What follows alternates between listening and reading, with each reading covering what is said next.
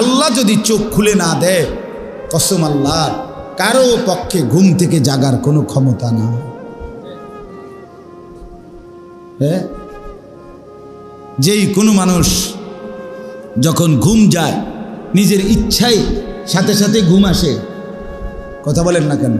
ছেলেরা বলো না ভাইয়া, আমরা যে ঘুমাই, এ ঘুমাইলেই যেন আমি এখন ঘুমাইতে চাচ্ছি মনে করেন, এ কথা বলবেন লগ্লগ কি ঘুমাইছে পরে? তো কারো আধা ঘন্টা, কারো 20 মিনিট, কারো 10 মিনিট, কারো 5 মিনিট, কারো 1 ঘন্টা, কারো সারা রাইতেও কি আসে না, ঘুম আসে না। এ পাশ করে, এ পাশ করে। তো আল্লাহর যখন ইচ্ছা হয়, আল্লাহ কোনো 1 মিনিটে, কোনো এক ফাঁকে, কখন যেন আল্লাহ আমার চোখে ঘুম দিয়া দেয়। ঠিক কি না বলেন?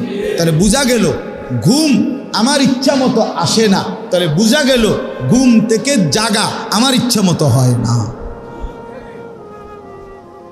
ওই আয়াত বলেন না হাফেজ সাহেব, কেউ আল্লাহু ইয়াতাওয়াফাল আনফুসা হিনা মাউতিহা, এটা এই আয়াতটা পুরা। মানুষ যখন ঘুমায়, আল্লাহ বলছে 2 হালাত হয়, আমি বান্দার রুহু তুলে নেই, তুলে নিয়ে কাউকে আর রুহু ফেরত দেই না। আর ওয়ায়ুরসিলুল উখরা ইলা আজালিম মুসাম্মা, কোন রুহকে আমি একটি নির্দিষ্ট সময়ের জন্য আবার তার দেহের মধ্যে ফেরত দেই ঘুমের সময়, উঠার সময়। আল্লাহ বলছেন ওয়ায়ুরসিলুল উখরা ইলা আজালিম মুসাম্মা, আল্লাহ বলেন আমি ফেরত দেই। মানুষ যখন ঘুমায় তো রুহ কি হয়ে যায়? সরে যায়। এই জন্যই তো মানুষের স্বপ্নে দেখে, দেখেন না, শরীর এখানে কিন্তু রুহু কি করে? গড়ে। এবার ঢাকা সিটাং ঘুরা, লন্ডন আমেরিকা ঘুরা। ওই যে একজনে কৌতুক কইছে যে কয় ঘুমের মধ্যে দেখছে বিশ্বকাপ খেলতে আছে, এরপরে খেলতে খেলতে খেলতে খেলতে একটা গোল যে দিছে, একটা শট দিছে, ডাইরেক্ট গোল পোস্টে ঢুকছে, গোল মানে ডাইরেক্ট গোল, গোল করে যে শিক্ষার দিয়ে উঠছে, উঠটা দেখে যে পাটা মশারি ছিদ্র কইরা, মশারি ছিঁড়া, ওই যে গোল দিছে, মশারির কোনা ছিঁড়া লাগছে। কত বড় গোলটা দিল, কি চিন্তা করছে?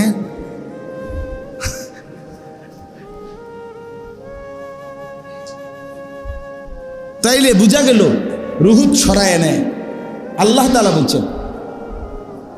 এরপর আল্লাহ বলেন আমি আবার নির্দিষ্ট একটি সময়ের জন্য আবার আমার বান্দার রুহুটা ফেরত দিই, ফলে সে জেগে ওঠে।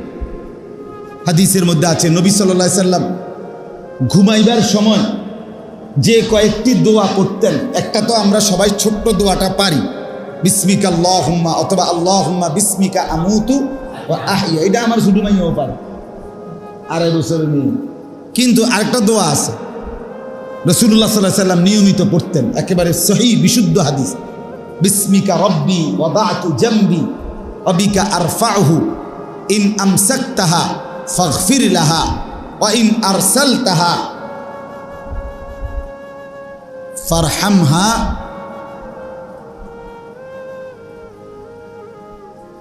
ইন আমসাকতাহা ফারহামহা ওয়া ইন আরসালতাহা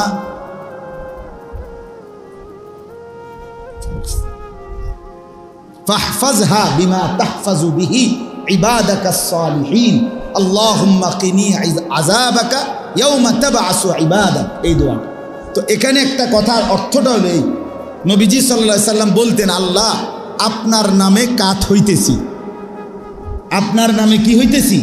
কাত হইতেছি। বিসমিকা রব্বি, হ্যাঁ, ওয়াদাতু জামবি, আমি আমার 500টা আপনার নামে রাখলাম। কোথায়? বিছনায়। অবিকা আরফাউহু, আপনার নামেই আবার জেগে উঠব। অর্থাৎ যদি আপনি জাগান তো আপনার নামেই আমি আবার কি উঠবো। তবে এই নবী তখন বলতেন, আল্লাহ যদি আপনি আমাকে আর ফেরত না দেন রুহু, তো মাফ করে দিয়েন, আর যদি ফেরত দেন আপনার নেককার বান্দাদের সঙ্গী বানায়। ইন আমসাকতাহা, যদি আমার রুহুটা ধরে রাখেন আর না দেন তো ফাগফির লাহা, এটা কি করে দিয়েন? আমারে মাফ করে দিয়ে।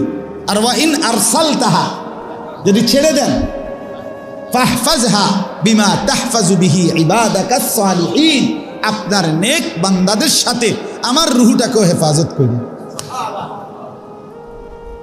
তাহলে কি বুঝাইছে নবীর দ্বারা? প্রত্যেক মানুষ ঘুমের মাধ্যমে তার রুহু কি হয়ে যায়, আলাদা করে ফেলে আল্লাহ। আল্লাহ ইচ্ছে করলে আবার ফেরত দেয়, ইচ্ছে না করলে কি করে রেখে দেয়।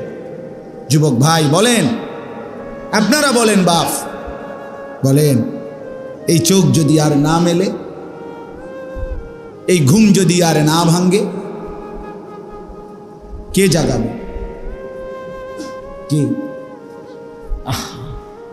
দিনের পর দিন, মাসের পর মাস, সপ্তাহের পর সপ্তাহ কোনো দিন ফজরের নামাজ পড়ে। আজকে নিয়ত করেন, একটা ভালো, গরমের মধ্যে বেশিক্ষণ দেরি করার দরকার নেই। আরও অনেক বিষয় বলা যাবে, বলার ইচ্ছাও ছিল, বলবো একটু তর্জমা। বাকি একটা দিল থেকে এখানে যারা চোখের সামনে বসছেন, ছেলেরা তোমরাও ভাই, বিষয়টা বুঝা অনুভব করা ফজরের নামাজের একটা সিদ্ধান্ত নিই। বলেন ইনশাআল্লাহ? না না না, আলাদা আলাদা বলুন, দিল থেকে বলুন, দিল থেকে। মন থেকে বলছেন কিনা বলেন? ছেলেরা দিল থেকে বলেন, ছেলেরা ভাইয়া দিল থেকে বল। দেখো, হিম্মত করো, তুমি মুসলমানের বাচ্চা কিনা। আমরা এখানে যারা বসা, আমরা মুসলমান না, আমাদের বাপ মা মুসলমান কিনা, আমাদের ধর্ম পরিচয় যে ইসলাম, এতে আমাদের অসন্তুষ্টি আছে কিনা, তাইলে আমরা নামাজ কেন পড়ব না? বলেন না। একটা হলো যে আমার পরিচয় নিয়ে আমি অসন্তুষ্ট, আমি হুজুর যোগাযোগ করতেছি, চেষ্টা করতেছি ধর্মের পরিচয়টা মুছে দিতে, অথবা এফিডেভিট করতে। ইতিমধ্যে অ্যাডভোকেটের লোকে যোগাযোগও করছি যে আমার এই হিন্দু ধর্ম বানান যায়নি বা বুদ্ধ ধর্ম বানান যায়নি। তাইলে তো একটা কথা ছিল, এরকম আসেনি কেউ, এরকম তো। তাইলে আমি কেন নামাজ পড়ব না? কেন? আপনারা যারা এখানে আছেন, ছেলের বাবা, মেয়ের বাবা, অথবা স্ত্রীর স্বামী, এই তিন শ্রেণী তো আছেন। কেউ হয়তো ছেলের বাপ, মেয়ের বাপ আর স্ত্রীর স্বামী। আপনারা হাত উঠান, আমি সহ। জাগো জাগো, জিফুত আছে, বউ আছে, হাত উঠান। আপনারা হাত উঠে কন যে আপনারা আপনাদের স্ত্রী, ছেলে, মেয়েকে ফজরের নামাজে উঠাবার চেষ্টা করবেন। না না, ইনশাল্লাহ করে তুমি যেটা কইছি এটা কই তুমি। আমরা স্ত্রী, ছেলে, মেয়েকে ফজরের নামাজের জন্য উঠাবার চেষ্টা করব। কোন? আল্লাহ তৌফিক দেন। এটা একবারে হাসির বিষয় না, ঠিক না? চেষ্টা করে দেখো। ইযা আইকাযার রাজুলু আহলাহু ওয়া সাল্লা বিহিম জামিআন কুতিবা ফিদ যাকিরিনাল্লাহ কাসীরান ওয়াদ যাকিরাত। সুবহানাল্লাহ। নবীজি বলেন, যে পুরুষ তার স্ত্রী সন্তানকে ফজরের নামাজের জন্য জাগিয়ে দেয়, আইকাযা, জাগিয়ে দেয়, ওয়া সাল্লা বিহিম জামিআন, সকলকে নিয়ে নামাজ পড়ে। মহিলারা ঘরে, পুরুষ জামাতে। আলহামদুলিল্লাহ, আমার ঘরে, বাসায় আমার স্ত্রী, আমার মেয়ে আর আমার ছোট ছেলে থাকে, আর বড় ছেলেটা মাদ্রাসায় থাকে। তা আমি আমার ছোট ছেলেকে নিয়ে মসজিদে যাই, বিবি মেয়েকে নিয়ে নামাজ পড়ে। এই তো সকলকে নিয়ে ফজরের নামাজ পড়ে। আল্লাহ রাসূল সাল্লাল্লাহু আলাইহি ওয়াসাল্লাম বলেন, এই ফ্যামিলির সকলকে আল্লাহ তাআলা বেশি বেশি জিকিরকারী পুরুষ এবং নারীদের অন্তর্ভুক্ত করে দিবেন। আচ্ছা, যদি কারো নাম বেশি বেশি জিকিরকারী পুরুষ এবং নারীদের রেজিস্টার খাতায় ওঠে, তার পুরস্কার কি? ওয়াদ্দাকিরিনাল্লাহ কাসীরান ওয়াদ্দাকিরাত আ'আদ্দাল্লাহু লাহুম মাগফিরাতান ওয়া আজরান আযীমা। আর কি লাগবে? রব্বুল আলামিন বলেন, বেশি বেশি আল্লাহ তাআলার জিকিরকারী পুরুষ এবং নারী আমি আল্লাহ ফয়সালা দিলাম, আমি আল্লাহ তাদের জন্য আমার মাগফিরাত দিয়েই দিলাম। ওয়া আজরান আযীমা, আর সর্বোত্তম বিনিময়ে জান্নাত লিখে দিলাম। আর কি লাগবে? আর কি লাগবে বলেন? আর কি হওয়া উচিত ছিল? আপনার বউ বাচ্চা আপনাকে আল্লাহ মাফ করে দিবে, আর আপনি আমি ফ্যামিলির সদস্যদেরকে জান্নাতে দিয়ে দেবে। কি মজাটা হবে! আল্লাহ কোরআনে বলেন, হাসরের ময়দানে আল্লাহ যেই স্বামী স্ত্রী নেককার ছিল, আল্লাহ তাআলা সরাসরি ডাক দিয়ে বলবেন, উদখুলুল জান্নাতা আনতুম ওয়া আজওয়াজুকুম তুহবারুন। সুবহানাল্লাহ। আল্লাহ বলবেন, বান্দা তুমি তোমার স্ত্রীকে সাথে নিয়ে হাসতে হাসতে জান্নাতে ঢোকো।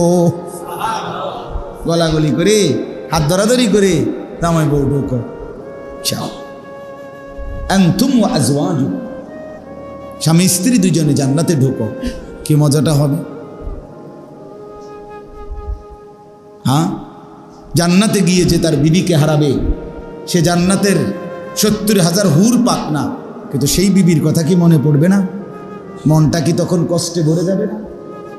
হায় আমার দুনিয়ার হায়াতের সেই সঙ্গিনী, সে আজ জাহান্নামে। যে স্ত্রী জাহান্নামে যাবে, জান্নাতে যাবে, স্বামীটা জাহান্নামী হবে, সে কি মনে পড়বে না স্বামীর কথা? হাদিসে তো স্পষ্ট আছে, জান্নাতের মধ্যে জান্নাতের হুর আর দুনিয়ার নারী যারা জান্নাতি, তার মধ্যে মধুর বিতর্ক হবে, শেরে শেরে, কবিতায় কবিতা। এটা হাদিস।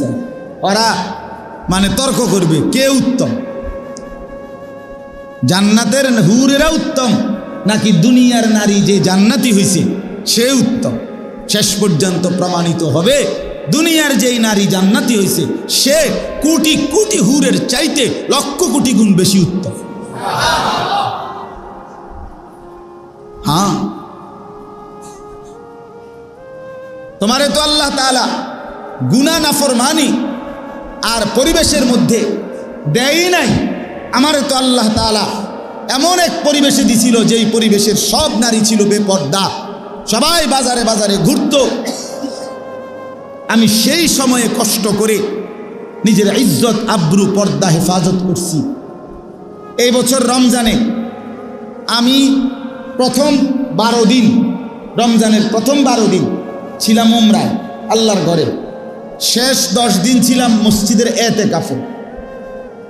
আমি আমার বিবিরে কতদিন বলছি যে তুমি একবারের জন্য, আমার খেয়াল ছুটে গেছে ঠিক আছে, বাচ্চাদের জন্য হোক, তোমার জন্য হোক, মেয়ের জন্য, কোনো এক ফাঁকে অল্প একটু রাত্রে গিয়া তারাবির পরে যাও, ক্যান্টনমেন্ট দোকানপাট এখন মার্কেট খোলা থাকে, তুমি কোনো একটা কিছু কিনা নিয়ে আসো, আমি তো সময় পাইলাম না, এদিক দিয়ে গেল গা উমরা, ওই দিক দিয়ে গেল গা এতেকাফ, তুমি যাও। সে বলছে আমি রমজানের আগেই তো শপথ করে রয়েছি, নিয়ত করছি 1 সেকেন্ডের জন্য রমজান মাস বাইরে যাব না। তো সে এমন বেটি যদি বিবি হাসরের ময়দানে জান্নাতের হুরকে বলবে না যে আমি এই কষ্টটা করে আইছি, তুমি আলাপ করো, তুমি কার লগে আইছো আলাপ করতে, কি আলাপ করো? একজন লোক মনে করেন অন্ধ, জন্মান্ধ, এন হেবড়া যদি কয় এখানে বইয়া আল্লাহর রহমতে আপনাদের দোয়ায় আল্লাহর শপথ করে বলতে পারি জীবনে কোনোদিন ভিন নারী পর নারী দেখি নাই, আপনারা কি করবেন? সুবহানাল্লাহ। ওরা না আব্দুল কাদের জিলানী নাকি? বেটা কি এর আব্দুল কাদের জিলানী? হেই বেটা তুই তো চোখেই দেখো না বেটা, তোর কি বেগানা নারী গীতার, এগানা নারী গীতার, ঠিক কিনা বলেন না কেন? এখানের মধ্যে বেড়াগিরি কি আছে এখানে? তুমি তো চোখেই দেখো না। কিন্তু যার চোখে দেখার পুরা সামর্থ্য ছিল সে দেখে নাই, চোখ নোয়াইছে, সে বলতে পারবে এটা আমার কষ্টের বিষয়, মেহনতের বিষয়। তাইলে এটা পুরস্কার বেশি না? এজন্য দুনিয়ার স্ত্রী যদি জান্নাতি হয়, নারী জান্নাতি হয়, জান্নাতের 70,000 না 70 কোটি নারীর উপরে যা দুনিয়ার নারী হবে সর্দার। সর্দার